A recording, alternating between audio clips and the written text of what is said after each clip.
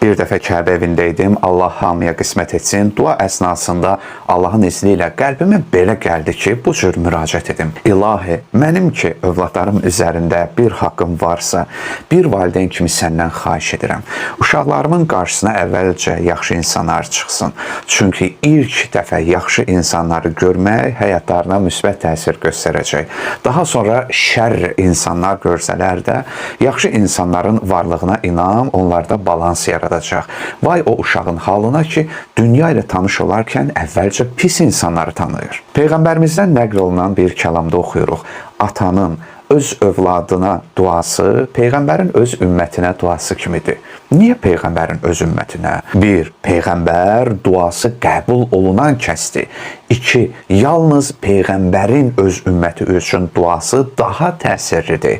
3. Ümmətə göstəriş verilib ki, səhv və xəta etdikdə Peyğəmbərin yanına getsinlər və Həzrət onlara dua etsin. 4. Ümmət ehtiyat etməlidir ki, Peyğəmbərin narazılığı da onu bədbəxt edə bilər. 5. Peyğəmbər bu ümmətin atasıdır.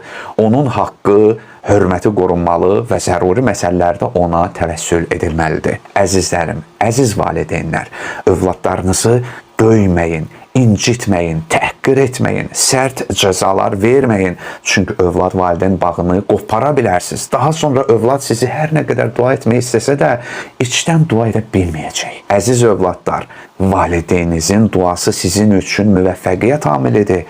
Allahın izni ilə. Əgər o sizə içdən səmimi enerji ilə dua etsə, təsiri mütləqdir. Eyni ilə qarğış da etsə, əgər valideyniniz sizə içdən qarğış etsə, əgər haqlıdırsa, bu sizi tutacaq. Sonra dəfələrlə halallıq istəsəniz belə, əgər o sizə bu halallığı qarğış etdiyi enerjidə etməsə, təsiri yoxdur. Əzizlərim, əgər valideyninizlə küslüsünüzsə, eybi yox, qoy haqsız olsun. Allah ki bilir. Lakin qəlbini incitməyin. İncitmisinizsə üzr istəyin, amma səmimi. Allah rızasına görə və ya pis əməl etmisinizsə onun qəbihliyinə görə. Əgər valideyninizi itirmisinizsə qəbrinə gedin. Allah qarşısında onu yad edin, xeyir dua edin. Qoy Allah bağışlasın. Əziz valideynlər, övladlarınız üçün yaxşı dualar edin. Allaha sadiq inam, ailə səadəti, xoş aqibət, ruzi, dünya və axirət xeyirləri arzu edin. Həyat sadəcə bu dünyadan ibarət deyil ki. Allah övladınızın müvəffəqiyyətini həm də sizin razılığınızda qoyub. İnciliklər ola bilər. Lakin övladınız üzərinizdəki haqqınızdan düzgün istifadə edin. Onun da sizin üzərinizdə haqqı var.